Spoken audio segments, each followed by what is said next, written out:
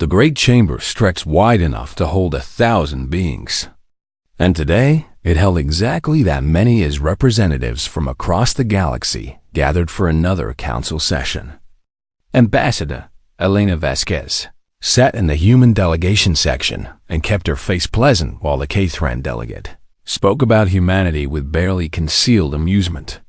The humans continue to apologize, even when they have done nothing wrong, the Cathran said, his multiple eyes blinking in what his species considered humor. They say please and thank you for everything. They bow and smile and act as if every other species is doing them some great favor by simply existing. Laughter rippled through the chamber, a sound that combined clicking, whistling, and sounds Elena could not even name. She smiled wider and folded her hands on the smooth table before her. The Vexian hegemony representative, a being named Qual, whose skin shifted between purple and green, leaned forward. Ambassador Vasquez, does it not embarrass your people to be seen as so eager to please? Elena stood with grace and addressed the council with warmth in her voice. We believe courtesy costs nothing but earns everything, she said. If being kind makes us seem weak in your eyes, we accept that judgment without anger or resentment. More laughter, this time louder. The session continued as it always did, with the council making decisions that favored the older, more established species, while humanity received scraps and territories no one else wanted. When the discussion turned to colony rights in the Outer Rim, Elena presented humanity's proposal with careful words and respectful language. We ask humbly for permission to establish settlements in the Outer Rim territories, she said. We understand these regions are considered dangerous and remote, but we would be grateful for any opportunity to expand and grow. The council members exchanged glances that Elena had learned to read over 5 years of diplomatic service. They thought the Outer Rim was worthless, too far from trade routes, too close to pirate territories, too difficult to defend. Granted, Qual said with a wave of one massive hand. Let the humans have their empty rocks in the darkness. Perhaps they will learn why we abandoned those regions centuries ago. Elena bowed deeply. Thank you for your generosity, she said, a voice filled with gratitude that sounded completely genuine. The session ended 3 hours later, and Elena maintained her pleasant expression as she left the council chamber and walked through the towering corridors of the station. Other delegates passed her, some nodding with condescending politeness, others ignoring her entirely. She entered the human embassy section, and the doors sealed behind her. The moment the locks engaged, Elena's smile vanished like someone had flipped a switch. Commander James Rodriguez waited in the hallway with 2 other security personnel. All 3 wore the dress uniforms of Earth's combined military forces. How did it go? Rodriguez asked. Elena's pleasant voice became cold and sharp. Exactly as expected, she said. They granted us the Outer Rim territories without even a second thought. They think they're dumping garbage on the naive newcomers, Rodriguez grinned. They really have no idea what those territories contain, do they? None whatsoever, Elena said as she walked toward her office. Their surveys from 300 years ago missed the deposits entirely because they were looking for different mineral compositions. Our new scanning technology found enough rare elements in those worthless rocks to power human expansion for the next 2 centuries, one of the other security officers, Lieutenant Sarah Chun, shook her head in amazement. I still can't believe they fall for the act every single time. Elena paused at her office door and looked back at her team. They fall for it because they want to believe it, she said. They need to see us as harmless because the alternative frightens them. A young species that went from industrial revolution to faster-than-light travel in just 300 years? That kind of rapid development should terrify them, but our courtesy gives them an excuse to dismiss us. How much longer do we keep playing nice? Rodriguez asked. Elena considered the question carefully. As long as it serves our interests, she said. Earth Command wants another decade of peaceful expansion before we reveal our true position. By then, we'll have enough colonies and enough resources to negotiate from actual strength rather than perceived weakness. She entered her office and Rodriguez followed. Closing the door behind them, the office looked like any diplomat's workspace. With screens showing news feeds from across the galaxy and a large window displaying the stars beyond the station. Elena sat at her desk and pulled up the secure communication channel to Earth. "Another productive day of letting them underestimate us," she said into the recorder. "The Council approved our Outer Rim expansion without restrictions. Begin deploying the colony ships immediately. Make sure each one has its full military escort, but keep those ships in stealth mode until the colonies are established." Rodriguez stood at ease near the window. "The Scriven Corsairs operate heavily in the Outer Rim," he said. "They're going to see our colony ships as easy targets." Elena's expression turned predatory. "I know," she said, "and when they attack, they're going to learn something important about humans, which is that our courtesy is a choice, not a limitation," Elena said. "Every human knows how to say please and thank you, but we also know how to fight. Our whole history is written in warfare and survival. We climbed to the top of Earth's food chain by being the most adaptable, most persistent, and most dangerous species on the planet." She turned back to her communication recording. "The Scriven pirates will probably hit one of our ships within the first few months," she said. "When they do, make sure our response is measured but unmistakable. We want to send a message without starting a war." "Not yet anyway," Rodriguez nodded. "The colonists are ready," he said. "Every civilian ship has retired military personnel among its population. Every cargo hold contains weapons that violate at least 6 different council regulations. Every peaceful farmer knows how to field strip a plasma rifle blindfolded." "Good," Elena said, "because sooner or later, someone on the council is going to push too hard. They're going to mistake our patience for weakness, and when that happens, we need to be ready to show them what humans are really capable of." She finished her recording and sent it through the quantum relay to Earth Command. Then she stood and looked out at the stars, somewhere out there in the darkness. Human colony ships were already moving toward the Outer Rim territories. Each ship carried thousands of hopeful settlers looking for new worlds and new opportunities. But each ship also carried the weapons and training to defend those dreams against anyone foolish enough to threaten them. The galaxy thought humans were always courteous, always polite, always eager to please. They had no idea that human courtesy was like a coat that could be put on or taken off, depending on the situation. And Elena knew that eventually someone would force humanity to take that coat off. When that day came, the galaxy would see the truth. Humans were courteous because they chose to be, not because they had to be. And that choice could be revoked, she smiled. But this time, it was not the pleasant diplomatic smile she wore in the council chamber. This smile had teeth. "Let them laugh at us," she said quietly to Rodriguez. "Every moment they spend underestimating us is another moment we use to grow stronger. And when they finally realize the truth?" Rodriguez asked. Elena's smile grew wider. "By then it will be far too late for them to do anything about it." The colony ship New Vancouver drifted through the Outer Rim, territories with 15,000 souls aboard and dreams of a new world filling every conversation.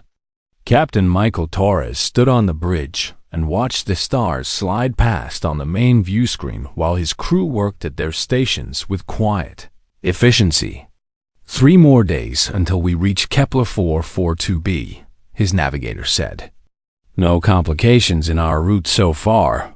Torres nodded but kept his eyes on the tactical display that showed empty space in all directions. The Outer Rim was supposed to be dangerous, full of pirates and raiders who preyed on ships far from Council protection. Yet they had seen nothing but emptiness for 2 weeks. "Too quiet," Torres muttered. His first officer, Commander Patricia Wells, understood immediately. "You think they're watching us?" "I know they are," Torres said. "A colony ship this size, moving this slowly, carrying this many people? We're the biggest target they've seen in years. They're just waiting to see if we have any escort ships before they make their move." Wells checked her console. "The destroyers are still in stealth mode, holding position 200,000 kilometers behind us." "Good," Torres said. "Let the pirates think we're alone and helpless. Let them commit fully before we spring the trap." The alarm came 6 hours later, just as the ship's night cycle began and most of the colonists were settling into their quarters. "Contact!" The sensor officer shouted. "Multiple ships decloaking at point-blank range. Weapons hot. They're hailing us." Torres sat calmly in his command chair. "Put them through," he said. The view screen changed to show a Scriven pirate captain. His reptilian face split in what his species considered a predatory grin. Scriven were known across the galaxy as brutal raiders who showed no mercy and took no prisoners except as slaves. "Human vessel," the Scriven captain said in heavily accented standard. "You are now property of the Scriven Corsairs. Surrender immediately, and you will live as our servants. Resist and you will die." Torres smiled pleasantly. "Good evening, Captain," he said with perfect courtesy. "I'm afraid we cannot comply with your request. We're on a mission of peaceful colonization, and we have no interest in becoming anyone's property. Might I suggest you withdraw and find easier prey elsewhere?" The Scriven captain's eyes widened in what might have been surprise or amusement. "Did you just say no to me, human?" "I did," Torres said, still smiling. "With all due respect, we ask that you please leave us alone and go about your business." The Scriven captain laughed, a harsh sound like rocks grinding together. "I have 8 warships surrounding your helpless colony vessel," he said. "You have no weapons, no shields worth mentioning, and 15,000 soft civilians who will fetch good prices in the slave markets. What makes you think you can refuse me?" Torres's smile never wavered. "Because refusing is our right as free beings," he said. "Now please, I'm asking you one more time with all courtesy. Vacate our vicinity immediately. Or what?" The Scriven captain sneered. "Or we will be forced to defend ourselves," Torres said, his voice still perfectly polite. The Scriven captain cut the communication, and within seconds his ships began docking maneuvers. Boarding tubes extended toward the New Vancouver's hull like metal tentacles reaching for prey. Torres stood from his chair. "Sound General Quarters," he said. "Activate Defense Protocol 7. Inform all sections that courtesy has expired." Throughout the ship, alarms began to sound, but these were not the panicked warnings of a vessel under attack. These were the crisp, professional alerts of a military ship preparing for combat. Panels slid aside in the corridors to reveal weapon racks. Civilian colonists moved with practiced efficiency to arm themselves. Retired soldiers and Marines who had volunteered for colony duty suddenly remembered training they thought they had left behind on Earth. The Scriven boarding parties cut through the hull in 12 different locations and poured into the ship, expecting to find frightened civilians. Instead, they found themselves in carefully prepared kill zones.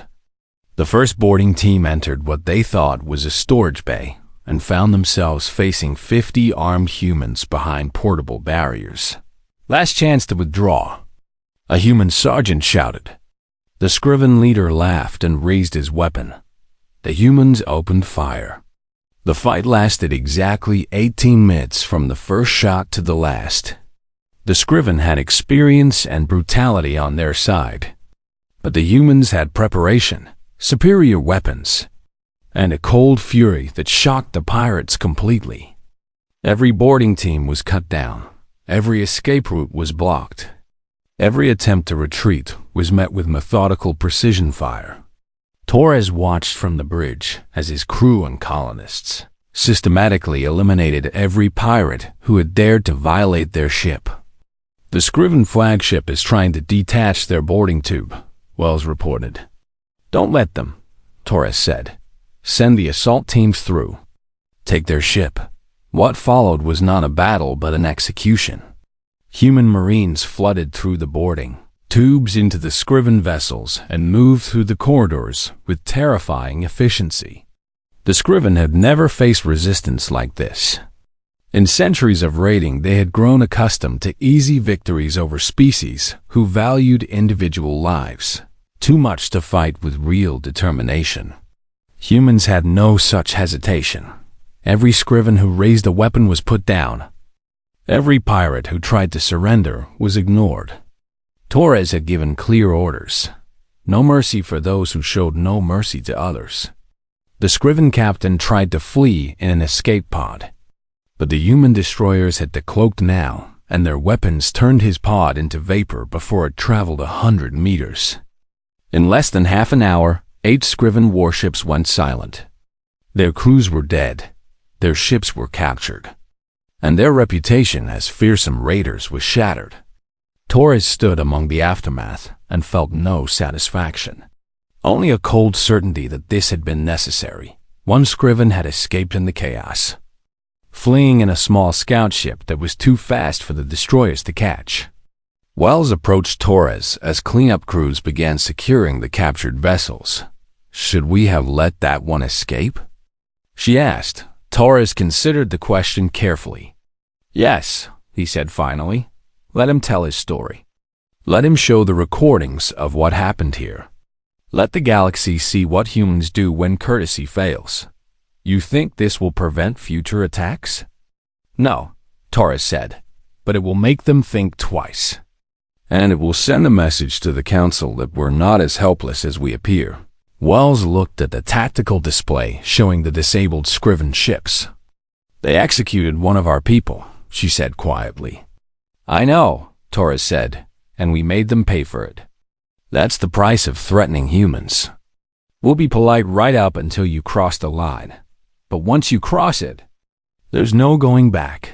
The New Vancouver resumed its journey to Kepler 442b 3 hours later, now escorted openly by the destroyer squadron that had been hiding in the shadows. Aboard the colony ship, people returned to their quarters and their routines. But there was a new understanding among them. They were colonists, yes, but they were also the descendants of Earth survivors. Their ancestors had fought their way out of caves and across continents. They had survived ice ages and plagues, wars and disasters. Courtesy was part of their culture now, but so was the willingness to fight when fighting became necessary. Captain Torres filed his report to Earth Command and to Ambassador Vasquez. The message was simple. First contact with local pirates resulted in their complete destruction. We maintained courtesy protocols until force became necessary. Recommend all future colony ships maintain similar defensive capabilities. He did not apologize for the deaths. He did not express regret for the violence.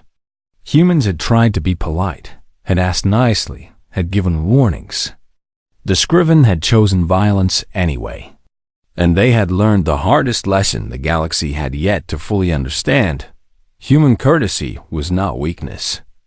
It was mercy, and mercy could be withdrawn. The emergency council session was called exactly 6 weeks after the Scriven incident, and the chamber buzzed with conversation as delegates took their seats. Ambassador Elena Vasquez sat in her usual spot and maintained her characteristic pleasant expression while all around her. Aliens discussed the disturbing footage that had circulated throughout council space. The Scriven Confederation had brought their case before the full council with recordings from the sole survivor of the New Vancouver attack. The footage showed everything. The polite warnings from Captain Torres, the Scriven's arrogant dismissal, the execution of a human hostage, and then the systematic slaughter that followed. Council members had watched in horror as human civilians moved with military precision, as hidden weapons appeared from nowhere. As boarding parties were cut down with ruthless efficiency, the humans claimed to be peaceful. The Scriven representative hissed, his scaled face flushed with anger. They present themselves as harmless, yet they murdered 8 entire ship crews without mercy or hesitation. Elena raised her hand to speak, and the council recognized her. She stood with grace and addressed the assembly with warmth in her voice, despite the accusations being thrown at her people. The footage shows clearly that Captain Torres gave multiple warnings, she said. He asked politely for the Scriven to withdraw. He offered them the chance to leave peacefully. He only acted in self-defense when one of our colonists was executed in cold blood. The Cathran delegate clicked his mandibles thoughtfully. The level of military readiness shown by your civilian vessel concerns us greatly, he said. You never informed the council that your colony ships were armed warships in disguise. We never said they weren't, Elena replied smoothly. The council approved our colony missions without asking about our defensive capabilities. We simply didn't volunteer information that wasn't requested. Murmurs spread through the chamber. Qua, the Vexian hegemony representative, stood, and his massive form dominated the speaking floor. This incident reveals a disturbing truth about humanity, he said, his skin shifting to a dark purple that indicated aggression in his species. You have been hiding your true nature from this council. You have presented yourselves as weak and harmless while building military forces in secret. Elena met his gaze without flinching. We have presented ourselves as courteous and diplomatic, she said. We never claimed to be defenseless. That assumption was yours to make. The session continued for 3 more hours as various delegates debated what should be done about the human problem. Some called for sanctions. Others demanded inspections of human ships and colonies. A few even suggested expelling humanity from the council entirely. Elena listened to all of it with patient courtesy, responding to accusations with calm logic and deflecting attempts to paint humanity as aggressors. But beneath her pleasant exterior, she was calculating, watching, waiting for the council to make their move. It came 2 days later when Qual requested a private meeting in the Vexian embassy. Elena brought Commander Rodriguez and Lieutenant Chun as her security detail. Both wore dress uniforms and pleasant smiles. The Vexian embassy was a massive structure built to accommodate Qual's species, who averaged 3 meters tall and massed over 400 kilograms each. Qual greeted them in a receiving room decorated with trophies from conquered worlds. Ambassador Vasquez, he said, his voice deep enough to vibrate the floor. Thank you for agreeing to this meeting. Of course, Elena said pleasantly. I'm always happy to engage in diplomatic dialogue. Qual gestured to seats that had been sized for humans. A small courtesy that Elena noted carefully. The Scriven incident has caused great concern among council members, Qual said. Many species now fear that humanity is more dangerous than you have led us to believe. We have been honest in all our dealings, Elena said. Have you? Qual's skin shifted to orange, indicating skepticism. Your colony ship was a warship. Your civilians were soldiers. Your cargo holds contained weapons. These are not the actions of a peaceful species. Elena kept her smile in place. These are the actions of a species that has learned the importance of being prepared, she said. We came to the stars hoping for peace, but ready for war. Is that so different from any other species here? Qual leaned forward. Most species do not hide their military capabilities behind false fronts, he said. Most species are honest about their strength. And how many of those species have been conquered or absorbed by stronger neighbors? Elena asked softly. The question hung in the air like a blade. Qual sat back, his skin flickering through several colors before settling on a calculating green. I want to discuss Kepler 442b, he said, changing the subject abruptly. Elena felt her internal alarms activate, but kept her expression neutral. Our newest colony? She asked. What about it? The Vexian hegemony has reviewed recent surveys of that system, Qual said. We have determined that the planet contains resources that would be better utilized by a more established species. The Council granted us that territory, Elena said, her voice still pleasant but with steel underneath. The Council can revoke what it grants, Qual replied, especially when new information comes to light about a species' true nature. We are proposing that for your own safety and the safety of other species, your colonists in Kepler 442b should be relocated to a different world. Relocated where? Qual waved one massive hand dismissively. We have identified a suitable moon in a nearby system, he said. Not as rich in resources perhaps, but safer, more isolated. Away from potential conflicts. Elena understood immediately what was happening. The Vexians wanted Kepler 442b for themselves and were using the Scriven incident as justification to take it. They thought humanity would back down, would accept this theft with the same courtesy they had shown for 5 years. They thought wrong. We respectfully decline, Elena said, her voice calm and clear. The answer is no. Qual's skin flushed red with anger. You would risk war with the Vexian hegemony over one planet?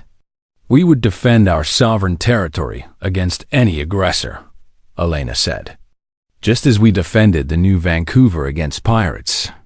We ask politely that you withdraw this proposal and recognize our legitimate claim to Kepler 442b. And if we don't? Qual demanded. Elena stood, and Rodriguez and Chan stood with her. Then you will learn the same lesson the Scriven learned, she said. Human courtesy has limits. And you are approaching them rapidly. She turned and walked toward the exit. But Qual's voice stopped her. The Vexian hegemony is not a band of pirates. Ambassador, he said, we have a fleet of over 200 warships. We have conquered 17 worlds. We are not frightened by your hidden weapons and your civilian soldiers. Elena looked back at him with a smile that didn't reach her eyes. Then I suppose you have nothing to worry about, she said. Good day. Representative Qual. She left the embassy with her security detail and maintained her composure until they reached the secure transport back to human territory. The moment the transport sealed and activated its jamming protocols, Alana's pleasant mask fell away. Contact Earth Command immediately, she said. Tell them the Vexians are going to move against Kepler 442b within the week. Possibly within days. What are our orders? Rodriguez asked. Elena's expression turned cold and calculating. Begin evacuation of all non-essential personnel from Council space, she said. Get our civilians out of potential danger zones. Activate all defensive protocols on every human colony and station. And Kepler 442b? Chun asked. The colonists stay, Elena said. And we defend them with everything we have. Rodriguez nodded grimly. This is it then, he said.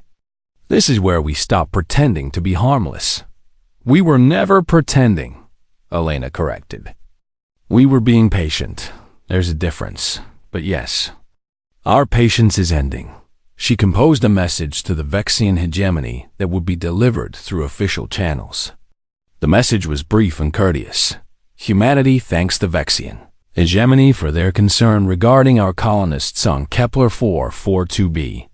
However, we must respectfully decline your proposal for relocation. Our colony is established under full council authority, and we intend to defend our legitimate claims to that world. We sincerely hope this matter can be resolved through diplomatic means, but we are prepared for all possible outcomes. With all due respect, Ambassador Elena Vasquez, human representative to the Galactic Council. She sent the message and then composed another one, this time on a secured military channel directly to the defense forces at Kepler 442b. This message was very different. Courtesy has expired. Weapons free. Defend our people. The die was cast. The Vexians would come with their fleet expecting easy prey, and they would learn what humans were really capable of when the mask of courtesy finally came off. The Vexian war fleet dropped out of faster than light. Travel at the edge of the Kepler 442b system with all the confidence of predators approaching helpless prey. Admiral Throck commanded the fleet from his massive flagship and watched the tactical displays with satisfaction. 47 warships against a single human colony that had been established less than 3 months ago. The odds were so overwhelmingly in his favor that Throck almost felt sorry for the humans. Almost. "Scan the system," he ordered. "Find their defensive installations and prepare to demonstrate Vexian superiority." The sensor officer worked his console for several minutes before looking up with confusion on his scaled face. "Admiral, I'm detecting only one human vessel in the entire system." Throke's skin shifted to amused orange. "One ship?" he said. "They defend an entire colony with one ship?" "It appears so, sir," the officer said. "Reading it as a destroyer-class vessel, approximately 200 meters in length, holding position between our fleet and the colony world. Typical human arrogance," Throck muttered. "They think their reputation from the Scriven incident will frighten us into retreat." "Open the channel to that vessel."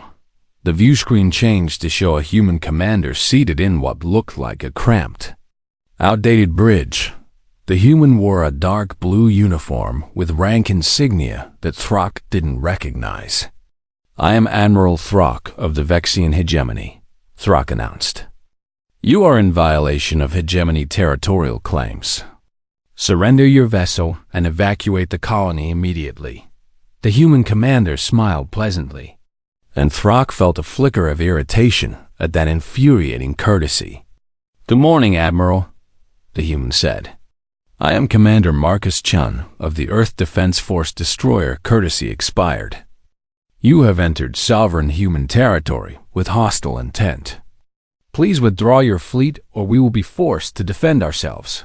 Throck couldn't help himself. He laughed. The sound echoed through his bridge as his crew joined in. "You are one ship," Throck said when he recovered. "We are 47. Your destroyer cannot possibly threaten this fleet."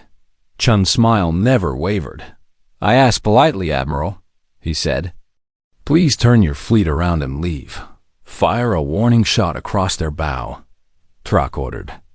A lance of coherent energy crossed the space between the Vexian flagship and the Courtesy expired, passing close enough that the human ship's shields flared with the energy discharge. Chun sighed, and Throck could hear the sound clearly over the open channel. "We did ask nicely," Chun said. Then he cut the communication. Throck was about to order another warning shot when his tactical officer shouted an alarm. "Admiral! Multiple contacts decloaking. I count 12. No 13, 14, 15 ships appearing all around us." The tactical display lit up like a festival as human destroyers materialized from nowhere. They had been there all along, hiding in stealth, waiting. And now they surrounded the Vexian fleet completely. Throke's skin flushed through several colors as his mind tried to process what was happening. "How is this possible?" he demanded. "Our sensors showed nothing." "Their stealth technology is far more advanced than we anticipated," the sensor officer said, his voice shaking. "Sir, we're surrounded. They have superior positioning and their weapons are already locked on target." Throck pulled himself together and accessed his command channels. "All ships, combat formation Delta, prepare to engage the enemy." But the Vexian fleet had been caught completely unprepared. They had entered the system expecting no resistance and had spread out in a loose approach formation. The human ships had positioned themselves perfectly to exploit every gap. Chun's voice came over the open channel again. "Broadcasting to all Vexian ships, this is your final warning," he said. "Withdraw now or face the consequences. We do not want to kill you. But we absolutely will if you force us to defend our colony." Throck made his decision based on pride rather than tactics. "All ships, open fire," he commanded. "Destroy these arrogant humans." The Vexian fleet unleashed its weapons in a coordinated barrage that should have overwhelmed the smaller human force. But the human ships moved like nothing Throck had ever seen. They accelerated impossibly fast, turned impossibly tight. Their shields absorbed hits that should have destroyed them, while their own weapons struck with surgical precision. The courtesy expired led the attack, and Chun proved to be a master tactician. Instead of trying to destroy the Vexian ships, the humans targeted specific systems with calculated strikes. Weapons arrays exploded, engine nacelles went dark. Shield generators failed within 10 minutes. Half the Vexian fleet was crippled and drifting. Throck watched in horror as his flagship's own weapons went offline one by one. "They're dismantling us," his tactical officer said in disbelief. "They could destroy us easily, but they're just disabling our combat capability." A human destroyer swept past the flagship's view screen so close that Throck could see the hull markings. The ship's name was painted in bold letters. "Remember courtesy." Another ship followed, named Please and Thank You. A third was called We Asked Nicely. The humans were sending a message, even with their ship names. Throck's communication console activated, and Chun's face appeared. "Admiral Throck," Chun said, his voice carrying none of the earlier pleasantness. "Your fleet is defeated. 23 of your ships are completely disabled. 17 more are heavily damaged. You have lost this engagement. You could have destroyed us," Throck said, confusion mixing with his anger. "Yes," Chun agreed. "We could have easily. But we don't want to kill you. We never did. We wanted you to leave us alone. We asked politely multiple times, 'Why are you showing mercy?' Throck demanded. "We came to take your colony by force." Chen's expression became hard. "Because we know what we're capable of," he said. "We know how easy it would be to kill all of you. And that knowledge makes us responsible for choosing restraint when possible." He gestured off-screen, and the tactical display showed the crippled Vexian ships. "You came here expecting an easy victory over a weak species," Chun said. "You thought our courtesy meant we were helpless. You were wrong, this admiral. Is what human restraint looks like. We are letting you live. We are allowing your crews to survive. We are giving you the chance to retreat with honor. And if we refuse?" Throck asked, though he already knew he had no real choice. "Then we stop being restrained," Chun said simply. "And you really don't want to see what that looks like." The channel shifted, and suddenly Throck was looking at a compilation of footage from Earth's history. Ancient wars fought with primitive weapons. Modern conflicts with devastating technology. The scars of a species that had spent thousands of years perfecting the art of killing each other. "We come from a world where we were both predator and prey," Chun's voice narrated over the images. "We evolved in competition with creatures that wanted to eat us, and we survived by becoming more dangerous than anything else on our planet. We fought each other for resources. For territory, for ideology, for religion, for pride." The footage showed mushroom clouds rising over cities, orbital bombardments reducing continents to ash, weapons that could crack planets. "We developed the ability to destroy our own world a dozen different ways before we even left our solar system," Chung continued. "We nearly wiped ourselves out several times. We know what war really costs because we've paid that price over and over again." The footage stopped and returned to Chun's face. "So when we say we prefer peace, we mean it," he said.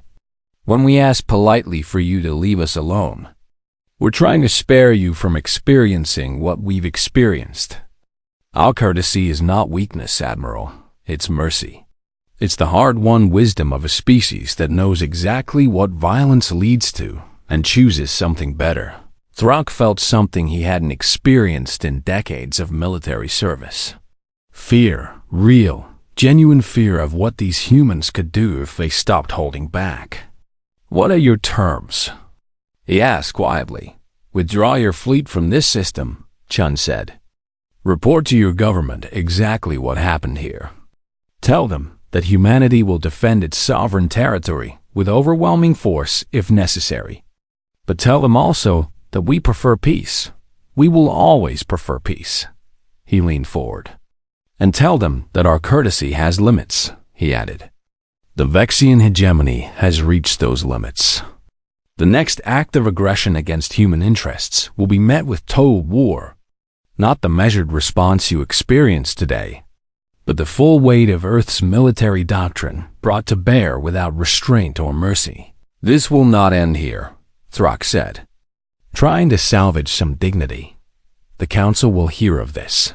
We're counting on it," Chun said with a slight smile.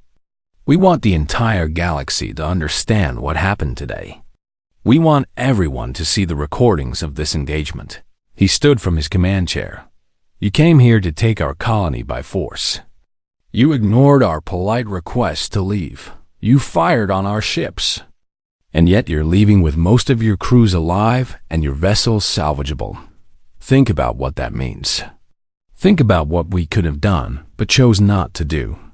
The communication ended.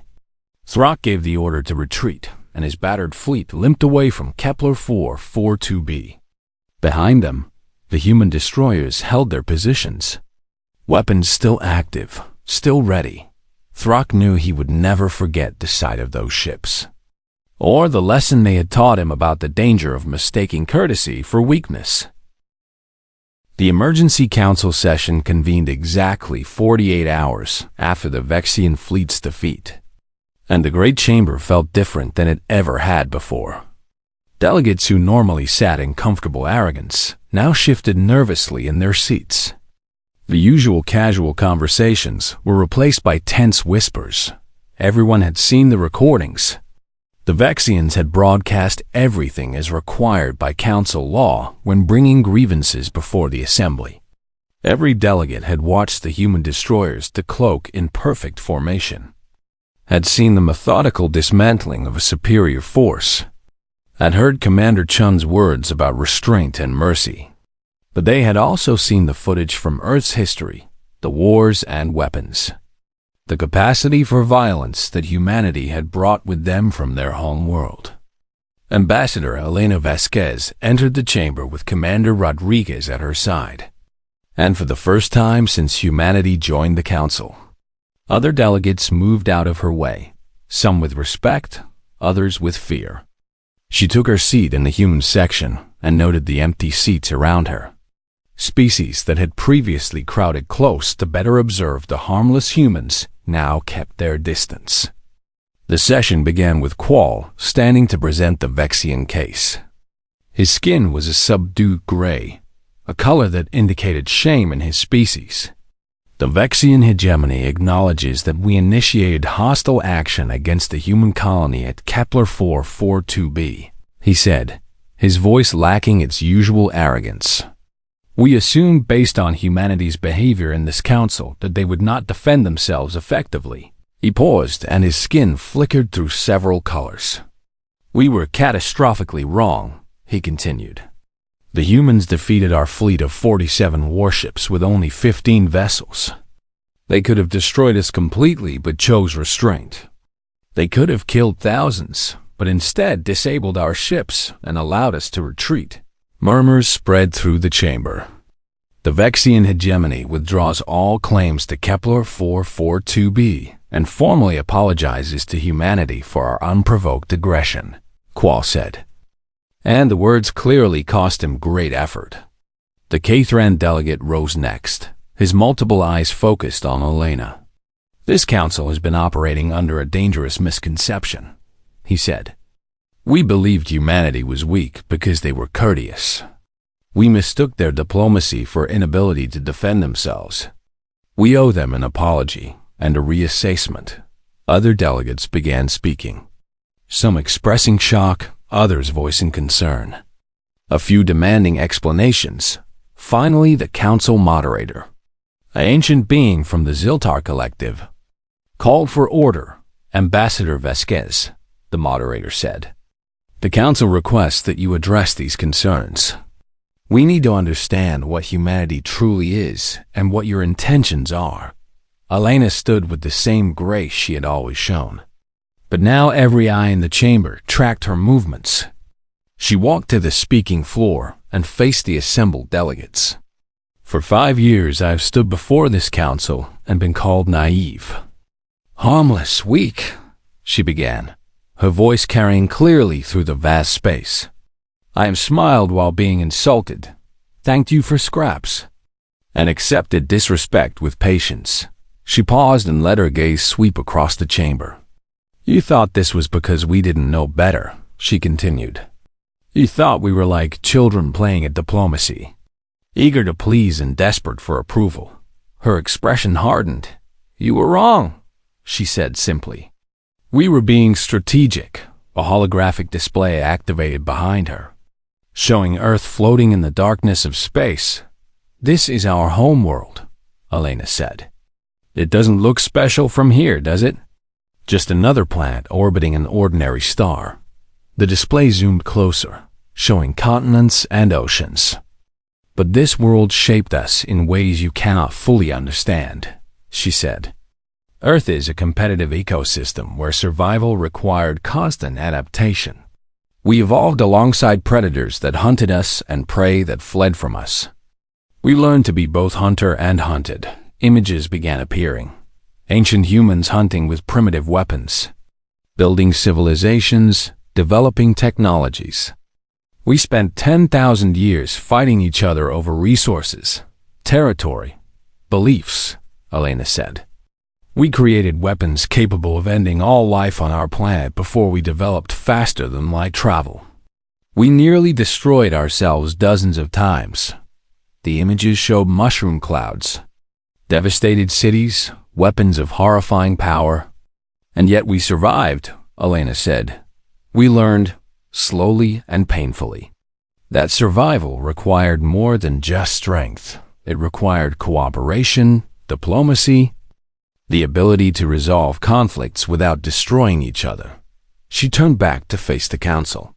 When we reached the stars and found you, we made a choice, she said. We could arrive as conquerors, using our military technology to dominate, or we could arrive as diplomats, seeking peaceful integration into galactic society. We chose peace, she continued. We chose courtesy. We chose to say please and thank you, to smile at insults, to accept unfavorable arrangements, because we genuinely wanted to build relationships based on mutual respect rather than fear. Her voice grew stronger. The peace is a choice we make, not a limitation we suffer under, she said. We can choose courtesy because we know we're capable of defending ourselves. We can afford to be polite because we understand what happens when politeness fails. The council chamber was absolutely silent.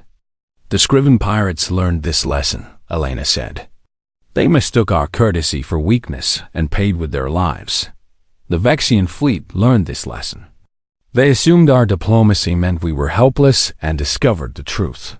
She gestured to the holographic display, which now showed the battle at Kepler 442b. This is what human restraint looks like, she said. Commander Chung could have destroyed that entire fleet in minutes. Instead, he disabled their weapons and let them retreat. That was mercy. That was us choosing courtesy even in combat. But make no mistake, her voice turned cold. That mercy has limits. She stood taller. For 5 years we've been polite. We've said please and thank you. We've absorbed your insults and accepted unfavorable terms. You mistook this for weakness. That was your error, not ours. We don't want war with the council, she said clearly. We never did. We came to the stars hoping to find friends, allies, partners in building a better future for all species. But we are also survivors. Her voice carried steel. We are the children of a violent world that taught us to fight for everything we have. We evolved in competition with apex predators, including ourselves. We have fought thousands of wars before we even left our planet. She paused and let her words sink in. So yes, we're courteous, she said. We're polite. We believe in diplomacy and peaceful resolution of conflicts. We genuinely prefer talking to fighting. But we're also survivors, she repeated. And we will not be victims. Our courtesy is a choice. And that choice can be revoked. The chamber remained silent. Elena's expression softened slightly. The council now faces a choice, she said. You can continue to see us as threats to be contained or weaklings to be exploited. Or you can accept us as equals worthy of respect. We are not asking for special treatment, she continued. We are not demanding concessions.